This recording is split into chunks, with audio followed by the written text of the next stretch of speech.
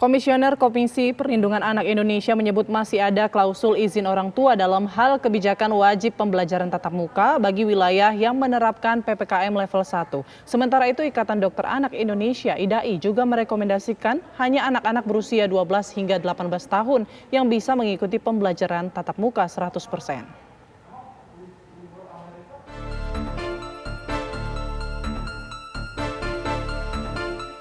Kebijakan wajib PTM di sekolah bagi wilayah yang sudah menerapkan PPKM level 1 menjadi polemik.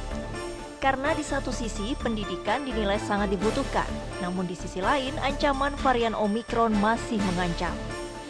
Menyikapi hal ini, Komisioner Komisi Perlindungan Anak Indonesia menyebut masih ada klausul izin orang tua dalam hal PTM ini. Jadi bagi orang tua murid yang memang tidak ragu gitu dengan kondisi, dia boleh. Nah, problemnya sekolah ini maksimal nggak melayani PJJ-nya kalau menurut saya, karena mereka kan mulai fokusnya kepada pembelajaran tatap muka. Nah, anak-anak yang didaring ini jangan-jangan cuma dikasih tugas-tugas aja gitu, tidak ada proses nerangin, tidak ada, itu bisa terjadi seperti itu kalau menurut saya. Apalagi jumlah yang nggak diizinin menurut saya rendah. Pasti rendah sekali. Dan waktu kami pengawasan vaksin usia 6-11 tahun ya, saya datang ke Kota Bekasi, kemudian ke Kota Bogor, juga Jakarta. Memang di wilayah-wilayah ini antusias banget orang tua. Jadi antusias orang tua terhadap vaksin COVID-19 itu memang sangat tinggi. Tapi ini kan baru sekali seperti dokter tadi katakan gitu. Jadi ini vaksinnya baru sekali, belum 2 kali. Jadi sebenarnya belum sempurna ya secara kekebalan. Jadi kalau masuknya itu 100% memang agak riskan. Apalagi Omikron sudah masuk ke Indonesia. Nah, yang berikutnya lagi, ini kan tadi disebut jam ya, 5 jam, 6 jam gitu. Itu sebenarnya jam pelajaran. Jadi kalau dalam 1 jam itu 30 menit gitu SD, itu sebenarnya jadinya 30 kali 6 kalau tadi 6 jam. Jadi sebenarnya hanya sekitar 3 jam di sekolah. Terus kalau SMA dia kan 40 menit. Maka dikalikan aja segitu. Jadi sebenarnya bukan 1 jam 60 menit, bukan. Sementara itu, Ikatan Dokter Anak Indonesia juga merekomendasikan hanya anak-anak berusia 12 hingga 18 tahun yang bisa mengikuti PTM tatap muka 100%. Kalau IDAI kan memang berdasarkan beberapa hal yang dipertimbangkan ya. Sudah ditemukannya Omikron, negara lain juga meningkat, ada transmisi lokal ya. Tapi intinya IDAI mengeluarkan rekomendasi ini untuk kebaikan. Tapi orang tua tidak perlu ragu, kan juga pemerintah memberikan kebebasan ya. Saya dengar tadi seperti itu. Tapi rekomendasi IDAI ini bisa dijadikan pegangan juga ya, karena 12 sampai 18 boleh 100%, kalau 6 sampai 11 tahun 50-50 kita bilang ya. Kalau di bawah 6 tahun kita bisa belum merekomendasikan untuk tatap muka. Jadi itu saja dipegang, tapi seandainya memang udah pilihannya masuk ya, tetap harus dipastikan protokol kesehatannya dijaga ketat, dilatih ya. Dan juga imunisasinya harus getol ya, benar-benar didorong banget. Jangan sampai orang tua juga nunggu nanti reaksi anak lain bagaimana, gitu. Tapi giliran mau sosialisasi, pertemuan dengan orang-orang ya tidak ada masalah. Jadi harus digeber juga ya.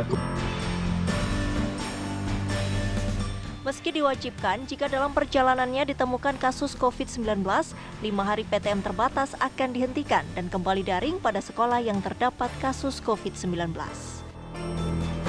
Tim TV One mengabarkan. Meski khawatir, sejumlah orang tua siswa sekolah dasar di Jakarta mengaku pasrah dengan kebijakan pembelajaran tatap muka 100% yang berlaku hari ini. Para orang tua juga memberikan pemahaman pada anak mengenai penerapan protokol kesehatan selama di sekolah. Khawatir sih sedikit ya. Iya, tapi kalau menurut saya sih alhamdulillah kan anak-anak udah divaksin semuanya. Jadi kita tinggal kasih bilang aja kan gitu kan, jangan bercanda ya gitu kan, cuman jaga jarak gitu kan, tetap prokes, masker jangan sampai kebuka gitu, tetap cuci tangan gitu aja sih. Alhamdulillah ya, untuk kekhawatiran kayaknya saya udah pasrah aja lah, karena memang udah ngikutin aturan ya, kayak divaksin juga udah semua, alhamdulillah berjalan lancar. Terus juga anak juga udah kita pesan untuk prokes, untuk mendengarkan apa kata ibu guru, seperti itu aja. Karena anak saya mungkin juga anak baru kelas 2 ya, jadi pasti dia untuk ngikutin apa yang disuruh ibu gurunya. Khawatir sih pasti ada ya, namanya orang tua juga, tapi kita kan juga antisipasinya juga vaksin di awal kan juga sudah kita ikutin gitu. Terus bisa segera vaksin kedua juga ya, biar lebih aman lah, senang juga gitu, aman ketiga gitu aja sih. Ikatan Dokter Anak Indonesia mengeluarkan 13 rekomendasi terbaru terkait pembelajaran tatap muka 100% yang sudah dimulai hari ini. Bagaimana resiko anak saat pembelajaran berlangsung di saat COVID-19 varian Omikron merebak usai libur Natal dan Tahun Baru? Kita akan berbincang dengan spesialis dokter anak, Dr. Lucy Amelia. Selamat siang, Dr. Lucy. Selamat siang, Mbak. Dok, hari ini hari pertama nih PTM di DKI Jakarta. Gimana dok? Tanggapannya dok? Ya, memang Ikatan Dokter Anak Indonesia atau IDAI memang merekomendasikan pertemuan tatap muka 100% hanya untuk usia 12 sampai 18 tahun. Itu pun dengan syarat bahwa tidak ada kasus peningkatan COVID di daerah tersebut dan tidak ada transmisi lokal Omikron. Selain itu memang guru dan tenaga sekolahnya memang harus sudah 100% diberikan vaksinasi sampai 2 kali, seperti itu. Dan anak-anaknya juga sudah harus vaksin lengkap 2 kali. Nah, untuk pembelajaran tatap muka usia 6 sampai 11 tahun ini memang tidak dianjurkan 100%, di mana ada 50% yang tatap muka dan sisanya 50% online atau daring, seperti itu. Iya, tadi dokter bilang ada syarat-syaratnya yaitu tidak ada transmisi lokal. Namun di saat ini sendiri kalau dokter melihat apakah kondisi kasus COVID-19 di DKI Jakarta ini sudah aman dok untuk melakukan PTM? Iya, memang sempat ada kasus ya, ada transmisi lokal Omikron. Tetapi memang kalau seandainya dapat dikendalikan ya, dan positif rate-nya itu kurang dari 8%, memang IDAI menganjurkan tidak 100%, tetap kita bikin 50%.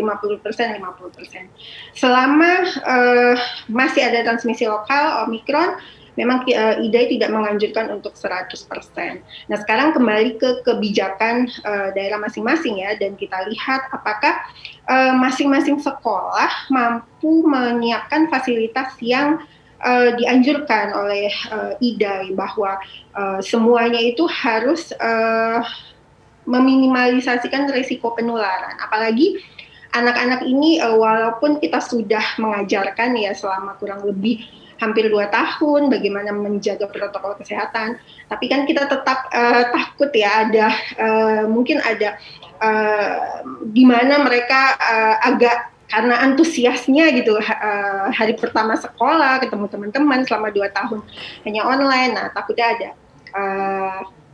mereka jadi lupa gitu loh dengan protokol kesehatan, seperti itu. Ya baik, ini tidak sedikit ya dok ya orang tua yang khawatir ketika anaknya kembali bersekolah. Lalu langkah antisipasi pemahaman apa saja yang harus diketahui orang tua untuk anak mereka selama di sekolah ini dok? Jadi memang yang paling penting itu masker ya. Masker itu penggunaannya harus benar. Jangan sampai masker yang digunakan oleh anak-anak itu tidak tepat gitu ya. Jadi baik itu ukurannya sesuai atau tidak, menutupi hidung dan mulut ya, sampai kalau bisa hampir 2/3 area mulut, area wajah gitu ya. Kemudian masker ini juga anak-anak diharapkan membawa persiapan masker yang bersih gitu ya. Jadi misalnya 2-3 jam masker kotor atau basah itu harus diganti. Itu yang paling penting. Kemudian jangan lupa cuci tangan. Cuci tangan ini merupakan kebiasaan yang harus sering dilakukan gitu ya. Dan cuci tangannya menggunakan sabun. Kadang-kadang saya sering memperhatikan tempat-tempat cuci tangan itu tanpa sabun gitu. Yang penting ada air, padahal cuci tangan yang benar menurut WHO itu adalah dilakukan selama 20 detik dan menggunakan air mengalir serta menggunakan sabun. Dan yang paling penting anak-anak ini yang perlu diingatkan itu jangan bergerombol ya. Jadi boleh ngobrol gitu tapi tetap menggunakan masker dan menjaga jarak. Dan guru-gurunya juga harus memperhatikan gitu anak-anaknya, tolong diawasi agar mereka tidak membuka masker di sekolah, tidak bergerombol, saling mengingatkanlah para petugas di sekolah untuk melihat anak-anak muridnya gitu. Ya, Dokter Lucy, kira-kira risiko apa saja yang mungkin bisa dialami anak jika berada di dalam kerumunan siswa? Ya, yang pasti akan terkena droplet ya, percikan. Karena ketika kita berbicara itu kan, apalagi anak-anak itu kan antusiasnya kalau ngomong sambil bisa teriak atau apa. Nah, kalau ya betul sekali. Sebenarnya nggak anak-anak aja sih. Semuanya kita juga kalau misalnya sedang dalam keadaan euforia dan sedang dalam keadaan happy gitu, kemudian bergerombol banyak dan jaraknya berdekatan, itu kurang dari 1,5 meter itu percikan atau droplet yang keluar dari mulut atau hidung kalau bersin, dan apabila dia tidak tertutup dengan masker sepenuhnya pasti akan terpercik. Nah, itu yang berbahaya. Jadi transmisi untuk penularan SARS-CoV ini sangat cepat dan sangat mudah mengenai anak-anak gitu. Baik, terakhir nih dokter, tips untuk anak selama pembelajaran berlangsung apa saja nih?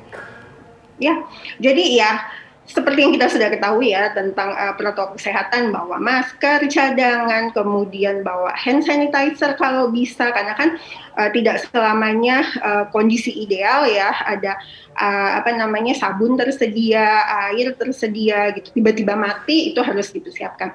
Kemudian alat tulis, anak-anak tuh paling seneng banget tuker-tukeran atau pinjem-pinjeman alat tulis. Nah, kalau bisa menghindari kontak dengan teman-temannya dan bawa alat makan sendiri, bawa minum gitu ya. Memang selama PTM ini tidak dianjurkan kantin atau tempat-tempat makan itu untuk buka. Intinya tuh untuk menghindari kerumunan anak-anak itu. Jadi diharapkan mereka membawa minuman sendiri, makanan sendiri, dan kalau bisa minumnya itu melepas maskernya itu pada saat di luar ruangan gitu. Jadi pada saat istirahat tetapi di luar ruangan seperti itu. Iya, artinya kalau makan pun juga harus tetap jaga jarak ya antar siswa ini. Betul, Dan betul. kebiasaan anak-anak kan kalau bermain suka bergandengan, begitu ya dok. Kalau bisa ini sebaiknya orang tua untuk mengingatkan anaknya untuk tidak saling bersentuhan dan tetap menjaga jarak pada saat sekolah. Baik, terima kasih Dokter Lucy informasinya selaku dokter anak. Selamat siang dok. Iya, selamat siang Mbak.